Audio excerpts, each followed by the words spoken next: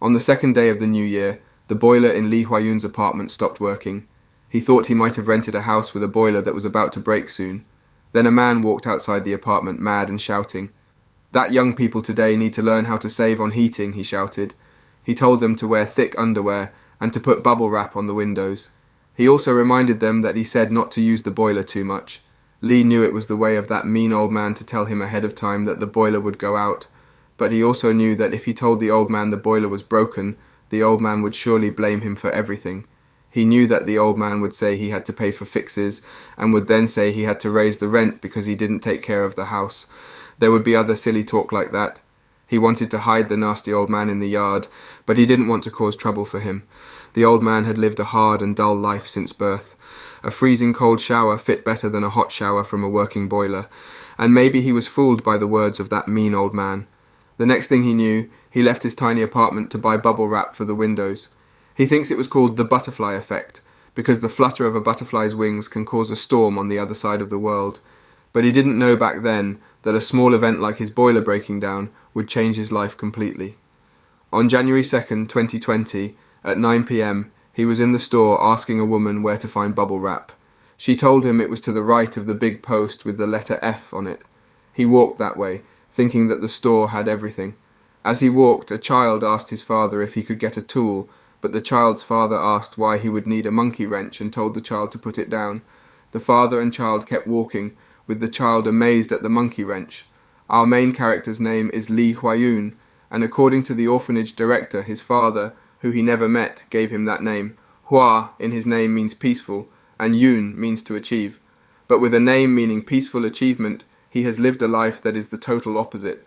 Hwa-yoon was left by his parents at birth, and the orphanage did no more than give him a place to sleep and eat. But it was the place that made him want to be stronger, and he thought that money would make him powerful, so he worked hard, even in high school.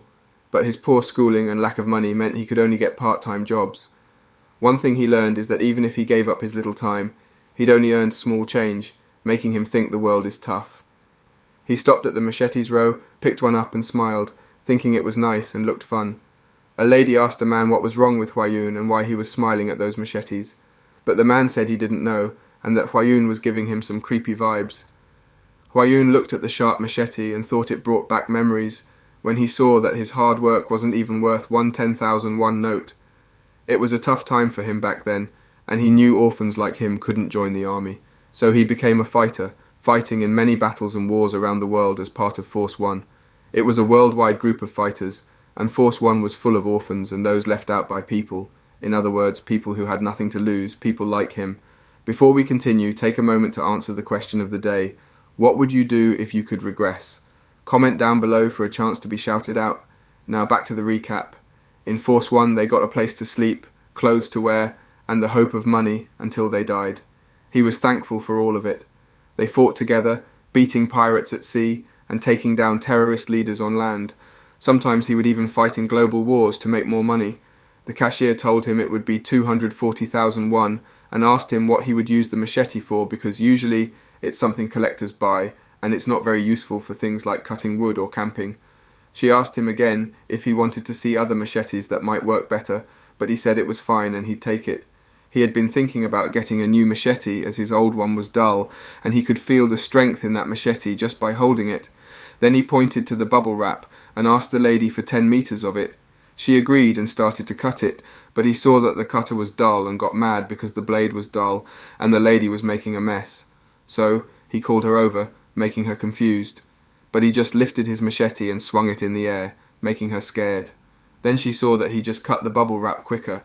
Hwa-yoon's attention was caught by someone loudly asking what was happening and if there was a special event going on. People were gathered around, happy and taking pictures of something, but he and the other people were filled with terror when it jumped at them, holding a sharp knife. The man was about to run when it appeared behind him and cut his back with a knife. Then the man fell down dead, and the goblin started eating him. Hwa-yoon wondered what was happening and noticed that it looked like one of those goblins from games. But then the goblin looked back at him, making him step back in fear. Then it jumped at him to attack, but luckily he cut it in half, still wondering what on earth was going on in the mart. They could hear something shouting in anger, and Hwa-yoon was catching his breath while green blood was dripping on his machete. He smelled an overwhelming stench of blood, but then he heard someone shouting for help. When he looked back, he saw a lot of people dead on the ground and many goblins smiling, looking at someone. The goblin ran toward the lady who was with a child and begging for God to help them. Fortunately, he jumped just in time to slice those goblins in half, protecting the lady and her child. The lady, looking scared, asked him what was happening and where those things were coming from. He just stared, puzzled. His machete didn't cut well, so he thought, "I need something better." Suddenly, angry growls echoed, and heaps of furious goblins were glaring at him. He raised his machete, wondering why they kept coming. Then someone shouted to fight them, and the men attacked with different tools. One of them smashed a goblin's head, ordering it to back off, but one man was shaking, begging God to save him. He told the shaky man it wasn't a dream, and he'd better get it together. He wielded a chainsaw, urging the man that praying wouldn't save him. Right now they needed more people to fight these goblins, so they all attacked together. One goblin sneaked up on the scared man, but he managed to slice its head in half. He praised the frightened man, realizing that even if someone is weak, the desire to survive is strong. Then one man called them over and pointed at a portal. He said it must be where the monsters were coming from, and they had to get rid of it. One guy asked how, but he admitted he didn't know. Suddenly, a hand with sharp nails emerged from the portal, and the grinning goblins followed, shocking them.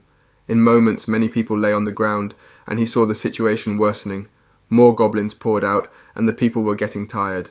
At this rate, they couldn't beat these creatures. Plus, they couldn't explain why these monsters were here, and the dimensional rift they came from was beyond understanding. He counted the goblins, making the man puzzled. He explained there were 10 in each wave, with 10 minutes between each wave. Currently, there were 26 goblins, and in 10 minutes there'd be 10 more. The problem was, even though he understood the situation, he couldn't figure out how to solve it. The store had limited weapons, mainly heavy ones like axes, crowbars, chainsaws, and hammers. Using these drained a lot of energy, and they required close combat. Fighting these monsters up close was daunting, but he knew that one mistake and they'd be in big trouble. Many of the people in the hardware store had already lost their lives, and the ones who were still fighting looked completely exhausted.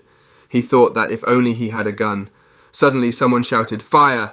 and a missile was launched. It hit the creature behind them, leaving him in shock. One of the men informed them that they were the Capital Defense Command's counter-terrorism response team, and they were now safe. They instructed everyone to help the injured nearby and move toward them. The team of soldiers swiftly took their positions and began firing at the goblins, attempting to attack the people. On the other hand, he found himself next to a frightened man who thanked him with a shaky voice. The man introduced himself as Kimbo, but he simply replied that he was tired and walked away, telling Bowen to continue on his own. Wayun had grown weary of carrying weaker individuals. His experience as a mercenary in battles worldwide had taught him that the weak could be a heavy burden. He didn't want to be burdened when the situation was still dire. Moreover, with soldiers armed with guns nearby, he saw even less need for someone like Bowen. However, frustration boiled within him as he noticed the soldiers breathing heavily and standing in an unstable posture. They were a mess, and it infuriated him.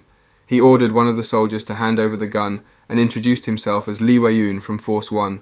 The man asked him to repeat his name, but he didn't waste time. He snatched the gun and released his chainsaw. The captain of the soldiers questioned why he allowed his gun to be taken and ordered him to take a break. Wayun ignored the order, keeping his aim steady at the advancing goblins. Then he began firing, every bullet finding its mark, hitting the goblins without a single miss. The captain asked the soldier, shocked at what he just saw, "What's going on here?" The man who had his gun stolen replied, "Wayun said he was from Force 1. The captain's eyes widened in disbelief. He knew Force 1 was the most ruthless mercenary company in the world. This was bad news. Just as the goblin was about to attack the people, he hit them on the head. Then he charged at the goblins, and the soldiers rushed to help the people. Together they fought off the goblins and kept moving until everyone was safe. But then something strange happened. A strange system popped up in front of the captain. It said the game was restarting. He was confused, scratching his head and closing his eyes in frustration. He couldn't make sense of it. Ever since he walked into that hardware store, bizarre things had been happening one after another. He wondered if the text in front of him was real. The system still hovered in front of him, and the fact that it said restarting instead of starting made his head spin even more. Those monstrous creatures and the dimensional rift were unlike anything he had ever seen. He glanced around, and it was clear that no one in the hardware store had any clue about this situation either. Trying to understand it all seemed foolish, considering how nothing had made sense since he walked in here. Suddenly there was a loud crash behind him. He turned around to see an orc with sharp teeth growling angrily. The soldiers fired their guns, but the bullets did nothing. He tried to attack the orc, but it was as if his efforts were in vain. What will happen next? Find out next time by staying tuned for our future recaps. Don't forget to like and subscribe for more great recaps.